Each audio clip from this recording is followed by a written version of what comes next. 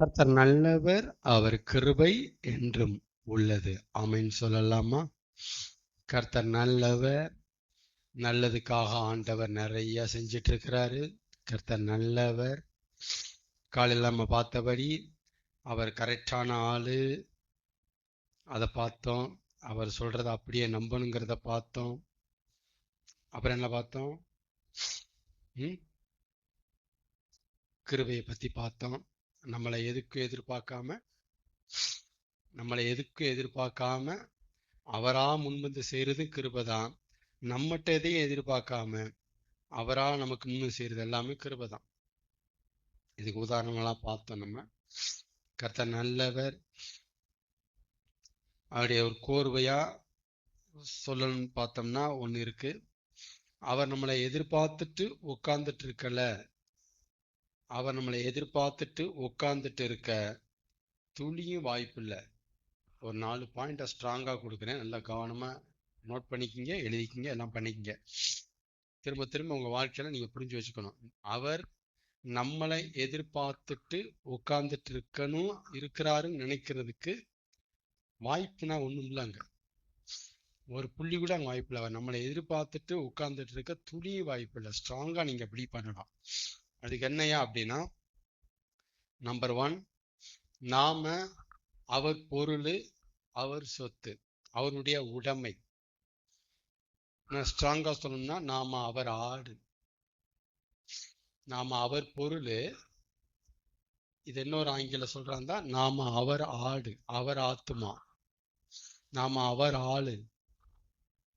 நாம அவர் ஆத்மாவா இருக்கும்போது, அவராடா இருக்கும்போது, நம்மள அவர் எதிர்பார்த்துட்டு உட்கார்ந்துருக்க வேண்டிய அவசியமே இருக்காது. அவருக்கு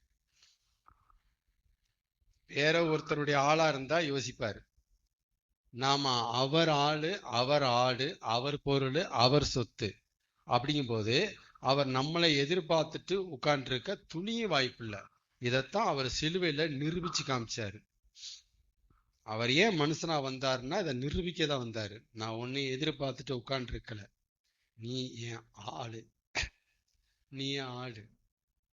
நீ நரகத்துக்கு போறது உனக்கு வேணா தெரியாம இருக்கலாம், எனக்கு தெரியுது. நீ நரகத்துக்கு போறதை பத்தி உனக்கு வேணா கவலை இல்லாம இருக்கலாம், எனக்கு கவலை. நான் வருவேன், ஏன்னா அவர் ஆளு. அப்ப நம்மளை எதிர்பார்த்துட்டு அவர் உட்கார்ந்துட்டு இருக்க துளியும் வாய்ப்பு இல்லைங்கிறதுக்கு த ஃபர்ஸ்ட் ரீசன், நாம அவர் ஆத்மா, அவர் ஆளு, அவர் ஆடு. ஓகே. நம்பர் 2, அவருக்கு வேணும்னு தான் நம்மளை அவர் படைச்சார். நமக்கு வேணும்னு நம்மளை அவர் படைக்கல. நம்பர் 2, அவருக்கென்று தான் நம்மளை அவர் படைச்சிருக்கிறாரு, அவருக்காகத்தான் நம்மளை அவர் படைச்சிருக்கிறாரு. அப்படிங்கும் போது அவருக்குன்னு நம்மளை தயாரிச்சிருந்தா நம்மளை எப்படி அவர் எதிர்பார்ப்பாரு? அது அப்படி நினைக்கிறதுக்கு ஏதாவது முகாந்திரம், நியாயமான காரணம் இருக்கா? அவருக்குன்னு நம்மளை படைச்சிருக்கிறாரு, வச்சிருக்கும் போது நம்மளை எப்படி அவர் எதிர்பார்த்து உட்கார்ந்து இருப்பாரு? எனக்குன்னு ஒரு வீடை நானு கெட்ட முன் வரும்போது நான் எதுக்கு எதையும் எதிர்பார்க்கணும்? நான் கட்டுவேன்.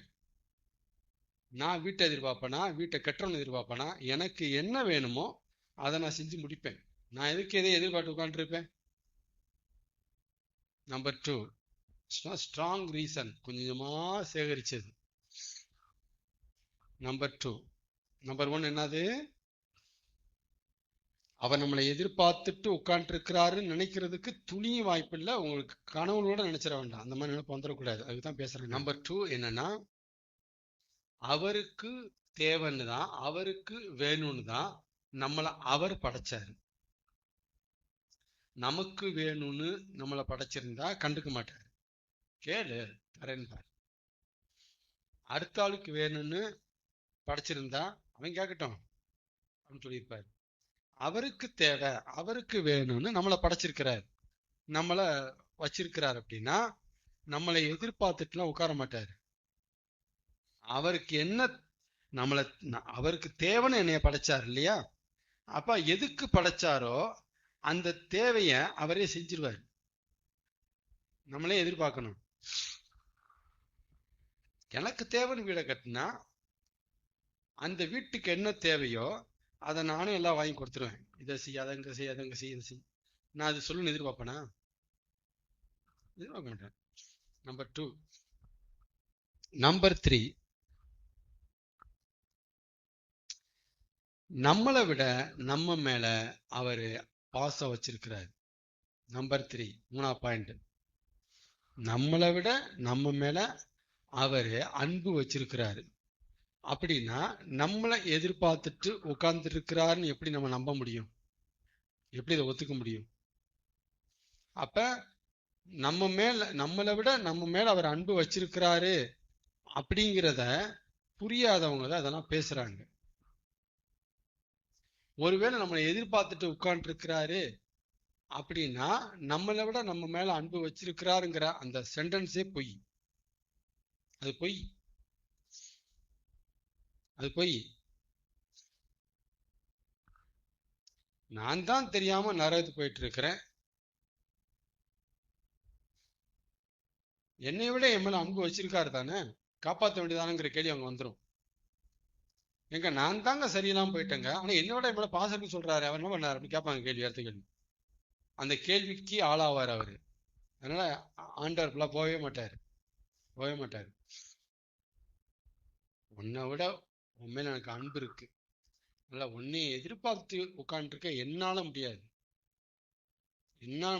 எனக்கு என்னவோ அதை நான் செஞ்சே தீர்வோன்னுட்டு வந்தே ஆகணும். அப்படிதான் ஆண்டவர் சொல்லுவார். இது நம்பர் 3, ஸ்ட்ராங் ரீசன். நம்பர் 4, நம்மளை எதிர்பார்த்துட்டு அவர் உட்கார்ந்துட்டு இருக்க துளியும் வாய்ப்பில்லை அப்படிங்கிறதுக்கு நம்பர் 4, நம்மளை ஒரு கொடியா படைச்சிருக்கிறார். நம்மள அவரு முழங்கையா வச்சிருக்கிறார், முங்கையா வைக்கல. முழங்கையா படைச்சிட்டு முழங்கையா படைச்சிட்டு முழங்கைய எதிர்பார்த்துட்டு இருந்தா என்ன நியாயம்? கொடியா படைச்சிட்டு செடி கொடியை எதிர்பார்த்துட்டு உட்காந்துட்டு இருந்தா என்ன நியாயம்? எப்படி? தப்பு. புரிஞ்சுக்கணும். எதிர்பார்த்துட்டு உட்காந்துட்டு இருக்கலங்கிறதுக்கு 4 ரீசன் ஸ்ட்ராங்கா கொடுத்துருக்கேன். வாய்ப்பே இல்லை, நீங்க நினைச்சு கூட பார்க்க வேண்டாம். இது தப்பா இருக்குமோன்னு கூட யோசனை கூட வேண்டாம், கரெக்டா இருக்கும். வாய்ப்பே இல்லை. ஆனா இதெல்லாம் பைபிள்ல வெளியே இல்லை. அதான் இல்ல ரகசியம். இந்த மாதிரி ஆங்கில அங்க வரல. நான் என்னையெல்லாம் உங்களால் ஒன்றும் செய்யக்கூடாதுன்னு சொன்னாரே, அதுல இருக்கு. நான் சொல்றது அதுல இருக்கு.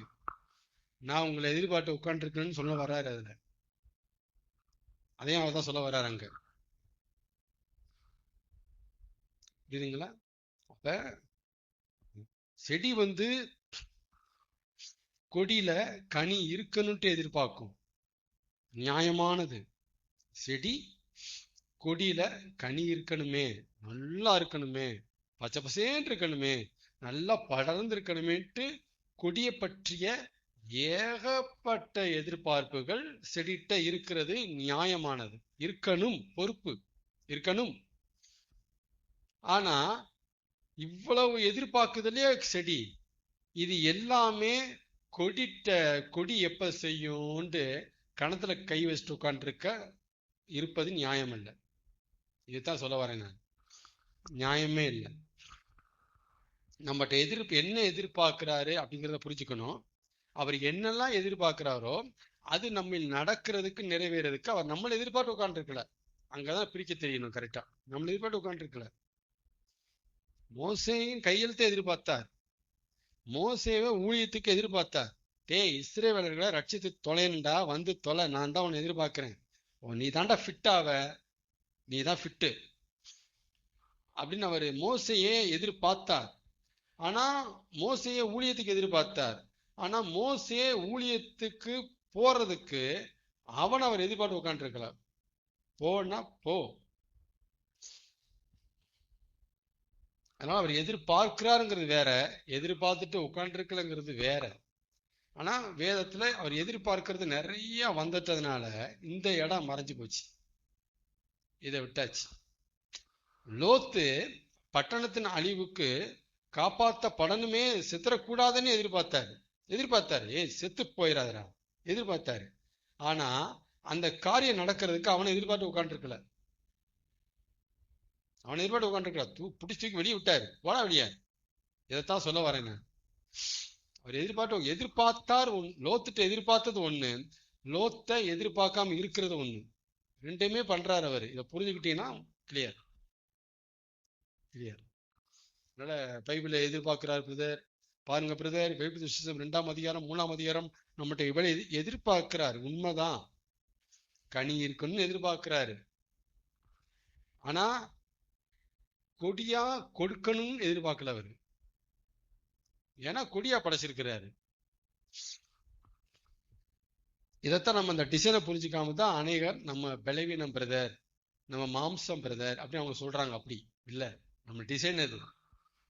நம்ம முழங்கை, முன்கை நீளாம முழங்கை நீளாது, முன்கை ஆக்ஷன் ஆகாம முழங்கை ஆக்ஷன் ஆகாது. செடி இல்லாம கொடி ஒண்ணும் பண்ண முடியாது. அந்த மாதிரி நம்ம வச்சிருக்கிறாரு. இதை புரிஞ்சுக்கிறது தான் பழைய ஏற்பாடு ஓடிச்சு, புதிய ஏற்பாடு போயிட்டு இருக்கு. இதை புரியணும் முதல்ல, சரிங்களா?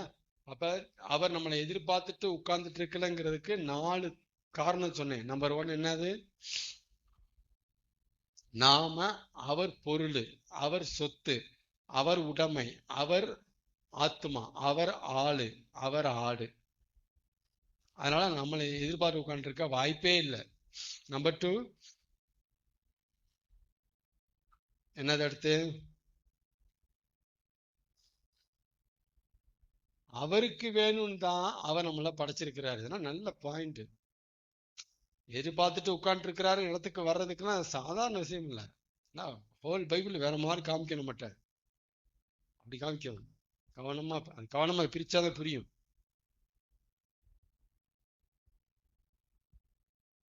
அவருக்கு வேணும்னு தான் நம்மளை அவர் படைச்சிருக்கிறாரு.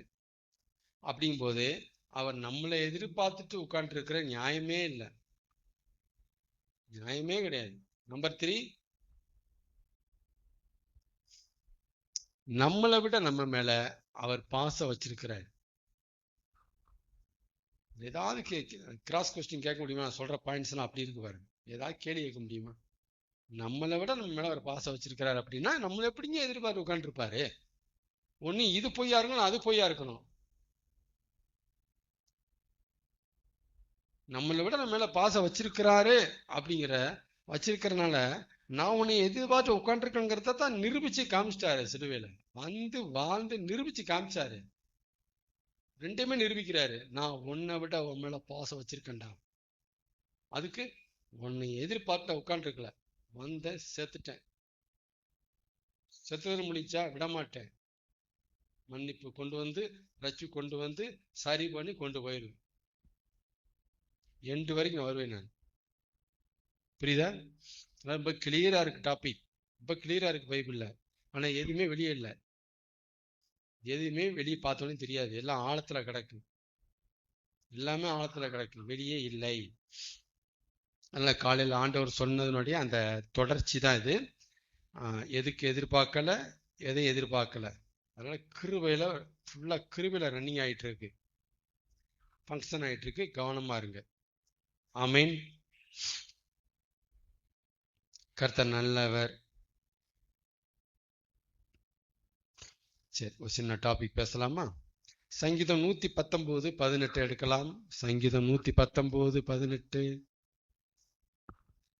இன்னொரு கால் நேரத்தில் முடிச்சிடலாம். சங்கீதம் 119:18 ஆண்டவர் உங்களுக்காகவே ஸ்பெஷலா பேசுகிறார். சங்கீதம் 119:18 வாசிக்கலாம். உமது வேதத்தில் உள்ள அதிசயங்களை நான் காணும்படிக்கு பார்க்கும்படிக்கு என் கண்களை திறந்தருளும். அப்போஸ்தலர் நடபடிகள் 16ஆம் அதிகாரம், அப்போஸ்தலர் நடபடிகள் 16ஆம் அதிகாரம் எடுத்துங்க. அப்போஸ்தலர் நடபடிகள் 16ஆம் அதிகாரம் 14ஆம் வசனம். ம் ம் ஸ்திரீ கேட்டுக்கொண்டிருந்தால் பவுல் சொல்லிய விஷயங்களை, பாயிண்ட்ஸ்களை, சங்கதிகளை, செய்திகளை, கருத்துக்களை, கூற்றுகளை கவனிக்கும்படிக்கு கர்த்தர் லீதியாளின் இருதயத்தை திறந்த அருளினார். பார்த்தீங்கன்னா, அருளினார், திறந்தார் இல்ல, திறந்தருளினார். கிருபை, கிருபை. கர்த்தர் நல்லவர். அந்த 2 வசனத்தை வச்சு ஒரு குட்டி டாபிக் கவனிங்க. இதை வச்சுட்டு 1 hour பேசக்கூடிய டாபிக் இருக்கு. அதை அப்படி சுருக்கி 5 பாயிண்ட்ஸ் மட்டும் பேசுறேன், கவனிங்க. கர்த்தர் நல்லவர். கர்த்தர் பேச்ச அவர் பேசினா மாத்திரம்தான் அவர் பேச்சு நம்மளை தொடும். அதான் ஸ்ட்ராங்கா புரிஞ்சுக்கணும். ஆவிக்குரிய வாழ்க்கை வாழ்றோம், விசுவாச வாழ்க்கை வாழ்றோம், அவர் பேச்சு தான் மூச்சா நமக்கு இருக்கு. இதான் புரிஞ்சாதான் உங்களுக்கு என்னன்னு தெரியும். அவர் பேச்ச அவர் பேசினா மாத்திரம்தான் அவர் பேச்சு நம்மள என்னமாவது செய்யும்.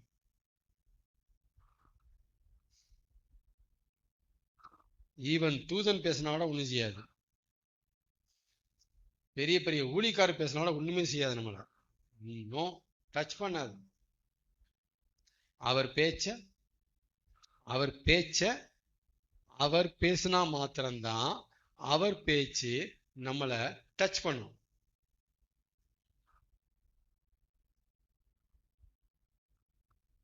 அதோட இருக்காது. நம்ம மனக்கண்ணு மனக்காது திறக்கவும் செய்யும். அவர் பேச்ச பெரும்பாலும் இது எங்கிருந்து எடுப்பாங்க, கட் பண்ணி எடுப்பாங்க. நான் சொல்ற மாதிரி கோர்வை வராது. ஜென்ரலா இது எப்படி பேசுவாங்க அப்படின்னா, சத்தியம் மனசை தொடும்புறது கட் பண்ணுவாங்க. கட் பண்ணி எடிட் பண்ணி இந்த இடத்த கொண்டு வருவாங்க. கவனமா இருக்கணும். அவர் வார்த்தை சத்தியம் மனசை தொடுங்க. வேதம் கண்ணை திறக்குங்க. சத்தியம் கண்ணை திறக்குங்க. சொல்றாங்களா? இது அறகுற உபதேசம். நோ, அறகுற. பாதி சொல்லியிருக்கிறாங்க, பாதியை விட்டாங்க. இந்த மாதிரி வாழ்க்கையில வாழ்ந்ததுனாலதான் தெளிவா நான் சொல்றேன். நான் சத்தியம் கண்ணை திறக்கும் பிரதர். உடைய வேதம் கண்களை தெளிவிக்கும். கண்களை தெளிவிக்கும் வேதம் பிரதர். கண்களை தெளிவிக்கிற வார்த்தைகள் பிரதர். ஜீவனா இருக்கிற வார்த்தைகள் பிரதர். கண்ணை திறக்கும் வார்த்தைகள் பிரதர். அப்படியே வார்த்தை மனசை டச் பண்ணுது பிரதர். சத்தியம் டச் பண்ணுது பிரதர். இவ்வளவு சொல்லுவாங்க. ஆனா இதுல பாதிதான் உண்மை இருக்கு. அவர் பேச்ச அவர் பேசினா மட்டும்தான் இது எல்லாமே நடக்கும். இந்த இடத்த கொண்டு வரல அப்படின்னா நாம அவரை கட் பண்றோம்னு அர்த்தம். அவரை கட் பண்ணியாச்சு. ரொம்ப ஆபத்தான உபதேசம் அதெல்லாம். அவரை கட் பண்றோம்னு அர்த்தம். அதனால அந்த அந்த எப்பவுமே அந்த பேச்சு, வார்த்தை, சத்தியம், வேதம் அப்படி வரும்போது கவனமா அவரை கனெக்ட் பண்ண பழகணும். கவனமா அவரை கனெக்ட் பண்ணிடணும். யாமா கனெக்ட் பண்ணிடணும்ல, மாட்டிக்குவீங்க. அவர் பேச்ச அவர் பேசினா மாத்திரம்தான் அவர் பேச்சு நம்மளை தொடும், கண்ணை திறக்கும், நம்ம காதை திறக்கும். அதான் அந்த காதை திறக்கிறதான் செவியில விருத்த சேதனம் அடைகிறது, இருதயத்துல விருத்த சேதனம் அடைகிறது. அதான் அது திறக்கணும். சரிங்களா? கர்த்தர் நல்லவர். இங்க தெளிவா அங்க எழுதியிருக்கு, கர்த்தர் லீதியாளின் இருதயத்தை திறந்தருளினார். அப்படி வந்திருக்கு வசனம்.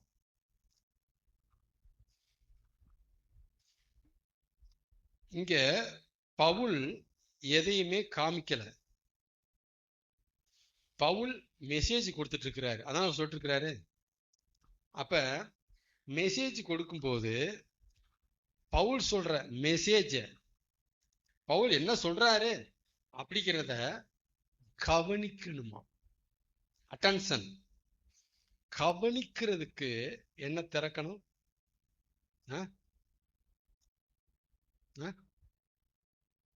இருதயத்தை திறந்தினால் வந்திருக்கு. ஆனா ஆக்சுவலா என்னத்தை திறந்திருக்கு? என்னத்தை திறந்திருக்கிறாரு? காதை திறந்துட்டாரு. மனக்காது. நீங்க நம்புறீங்களோ இல்லையோ, நம்ம ஆத்துமால கண் இருக்கு, நம்ம ஆத்துமால காது இருக்கு, நம்ம ஆத்துமால வாய் இருக்கு. மூணுமே இருக்கு. முகத்துல எப்படி கண்ணு காது வாய் இருக்கோ, நம்ம மனசுல ஆத்துமால கண்ணு காது வாய் இருக்கு. ஸ்பிரிச்சுவல் எல்லாமே ஆவிக்குரிய காது, ஆவிக்குரிய வாய், ஆவிக்குரிய கண்கள் இருக்கு. நம்ம ஆத்துமால இருக்கு. மனக்கண்ணு, மனக்காது, அது டாபிக்காவே சொல்லுவோம். நம்ம மன வாய் அது இருக்கு. கர்த்தர் நல்லவர். அப்ப கவனிக்கும்படி இருதயத்தை திறந்தாரு. அப்ப காதை திறந்தாரு. காதை திறந்தவனையும் என்ன சொல்றாரு பவுல்? கவனிக்கிறா லீதியா. அப்ப பவுல் தானங்க பேசினாரு. அவர் பேச்ச அவர் பேசினா தானே அவர் பேச்சு காதை திறக்கணும். இங்க பேசுனது பவுலாச்சே அப்படின்னா அங்கதான் நீ பிரிச்சு புரியணும். அங்கதான் மேட்ரு இருக்கு. பேசுனது பவுல், ஆனா பவுல் வழியா லீதியால போக்கஸ் பண்ணி பேசுனது கர்த்தர். லீதியால போக்கஸ் பண்றாரு. கூடியிருந்த ஸ்திரீகள், லீதியாலோட நிறைய பேர் கூடியிருந்திருக்கிறாங்க. ஆனா கர்த்தர் போக்கஸ் பண்ணது லீதியால. டார்கெட் பண்ணார் அவளை. ஃப்ரண்ட் ஸ்கிரீன்ல பவுல் லீதியால் தேடுறாங்க. ஆனா பிகன் ஸ்கிரீன்ல கர்த்தர் பவுல் வழியா அவளை ரீச் பண்றாரு, அவளை டச் பண்றாரு, அவளை குறி வைக்கிறாரு. இதைத்தான் அந்த ஆங்கிள் பவுல் பேசுற மாதிரி ஆகும், தனியா லீதியால் உட்காந்து கேட்கிற மாதிரி ஆகும், கர்த்தர் தேர்ட் பர்சனா வேலை செய்யற மாதிரியாகும். அப்படி எழுதியிருக்கு. ஆனா உள்ளுக்குள்ள பெரிய வேலை நடந்திருக்கு. இவர் தான் பேசுறாரு.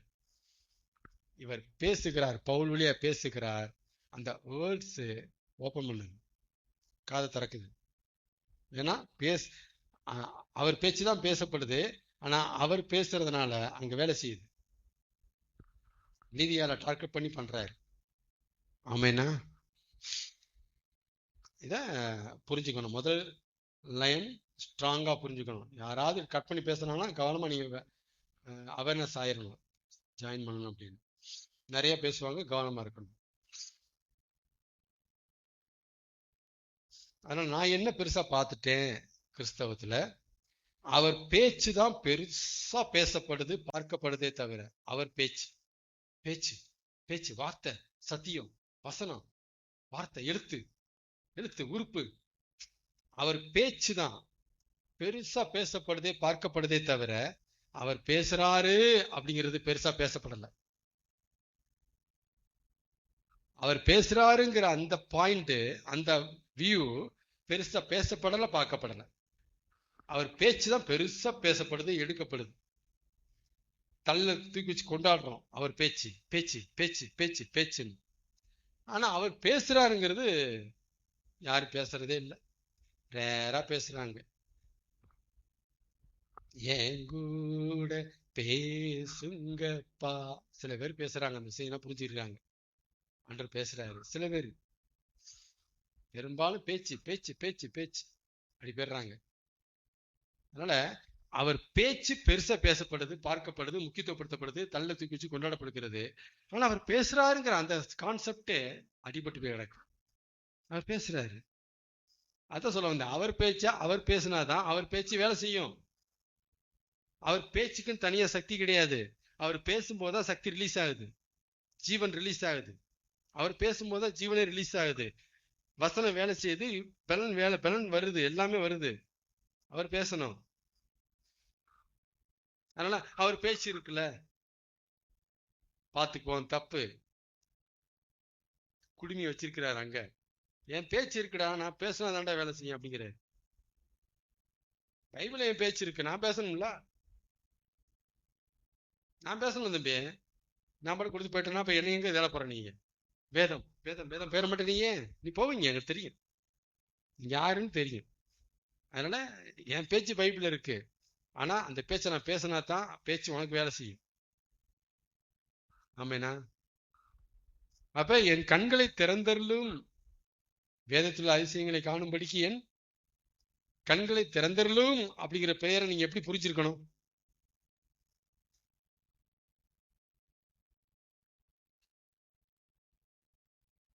பேசுங்க ஆண்டவரேன்னு சொல்றாரு. ஏன்னா அவர் பேசுனா என்ன திறக்கும்? அதான் கீ, புரிஞ்சுக்குங்க. அத அவர் பேசுனா கண்ணு திறக்கும், அவர் பேசுனா காது திறக்கும். தேவைப்படும் போது கண்ணு காது சேர்ந்து திறக்கும், தேவைப்படும் போது கண்ணு மட்டும் திறக்கும், தேவைப்படும் போது காது மட்டும் திறக்கும். இங்க லீதியால் விஷயத்துல காது மட்டும் தான் திறந்துச்சு. சொல்றத கவனிக்கிறா, கவனிக்கிறது கண்ணு தேவையில்லை, காது திறந்தா போதும், உள்ளுக்குள்ள போகும். ஓகே. மூணாவது பாயிண்ட், அவர் பேச்சு சில நேரம் நம்ம கண்ணை திறக்கும், சில நேரம் நம்ம காதை திறக்கும், சில நேரம் நம்ம மனசை தொடும். சில நேரம் செய்யும். கண்ணை திறக்கும், காதை திறக்கும், மனசை தொடும். மனசை தொடும் தெரியுமா? காத்து உடம்ப தொடுதா? உடம்ப தொட்டவனையும் உடம்புக்கு என்னமோ மாதிரி இருக்கா? சில்சில்னு வருது காத்து. குளிர் தெரியும், என்ன இப்படி வெக்கையா இருக்கு பேசுறோமா? காத்து உடம்பு தொடுற மாதிரியே அவர் பேச்சு மனசை தொடும், அப்படியே வந்து உட்காரு. அப்ப மனசை தொடுறதுன்னா என்னன்னு புரிஞ்சுக்குங்க. அவர் பேச்சு எப்படிங்க தொடும்னா, அந்த பேச்சுப்பட்ட வார்த்தை, அந்த நியூஸ், அந்த செய்தி அப்படியே வந்து படரும். படர்ந்தோடனே இருதயம் அப்படியே டச்சிங் ஆகும், அப்படியே ஃபீல் பண்ணும். எவ்வளவு ஜில்ஜின்னு இருக்கு உடம்பு சொல்ற மாதிரியே அந்த வார்த்தை ரொம்ப டச் பண்ணுது அப்படிங்கிறாங்க. தொடும், வார்த்தை தொடும். வார்த்தை கண்ணை திறக்கிறது வேற, வார்த்தை காதை திறக்கிறது வேற, வார்த்தை தொடுறது வேற. மூணுமே வேற வேற, மூணுமே செய்யும். தேவைப்படும் போது மாத்தி மாத்தி செய்யும். எப்படி? அப்படி இப்படி செய்யும். ஆமென். சரி, இந்த இந்த இந்த இந்த மூணு செய்தி இல்லையா அவர் பேச்சு, இந்த மூணு வழியாத்தான், ஒண்ணு தொடுது, ஒண்ணு கண்ணை திறக்குது, ஒண்ணு காது திறக்குது. இந்த இந்த வழியாத்தான், இந்த கேட்டு வழியாத்தான் அவர் பேச்சு மனசுக்குள்ள நுழையுது. அவருடைய வார்த்தை, அவருடைய பேச்சு நம்ம மனசுக்கு உள்ள எப்படி என்ட்ரி ஆகுதுன்னா, மூணு கேட்டு, காதுங்கிற கேட்டு, கண்ணுங்கிற கேட்டு, டச்சுங்கிற தொடு உணர்வு. இந்த மூணு கேட்டு வழியாத்தான் அவர் வேர்ட்ஸ் நமக்குள்ள ஆத்மாக்குள்ள டிராவல் ஆகுது, உள்ள இறங்குது. மனக்கண்ணு மனக்காது வழியா மாத்திரமே சத்தியம் மனசுக்குள்ள நுழைய முடியுமே தவிர முகக்கண்ணு முகக்காது வழியா நுழையாது. மனசுக்குள்ள சத்தியம் இறங்கணும்னா அதுக்கு மனக்காது மனக்கண்ணு திறக்கணும்.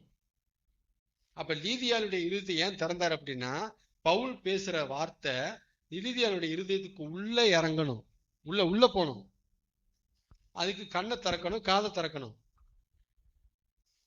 அவ்வளவுதான் உள்ள போகுது. ஏன்னா அதான் கேட்டு. இப்ப இந்த கண்ணு மூடி இருக்கு, இந்த கண்ணு மூடி இருந்தா என்ன உள்ள போகும் நமக்குள்ள?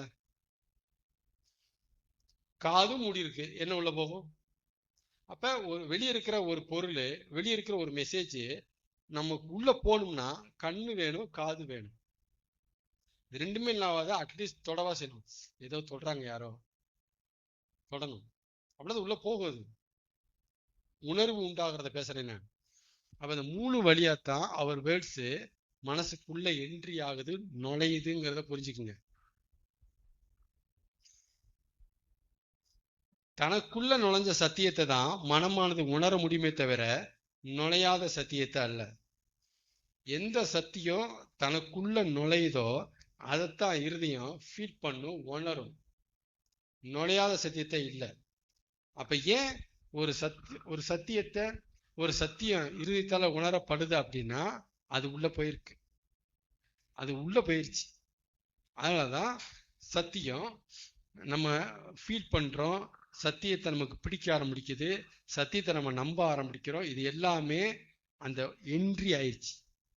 என்ட்ரியான சத்தியத்தை இருதயம் ஃபீல் பண்ண உடனேயும் அந்த சத்தியத்து மேல இருதயத்துக்கு ஒரு பிடிப்பு, பிரியம், ஒரு ஒரு ஒரு நம்பிக்கை உண்டாகுது. அப்ப காது திறந்து கண்ணு திறந்து அது வழியா வார்த்தை உள்ள போய் அந்த வார்த்தையை இருதயம் ஃபீல் பண்ணி நம்புறது, விரும்புறது எல்லாமே நடக்குது. இப்படித்தான் நடக்குது. ஆமேன். பாருங்க எங்க இருந்து பேசுறாரு பாருங்க.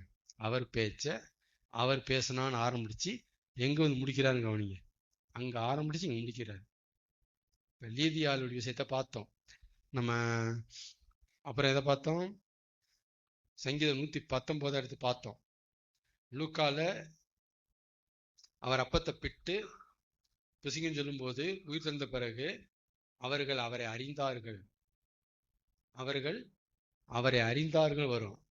அதான் கண்ணை திறக்கிறது. இயேசுவா? இயேசுவை பார்க்கறாங்க.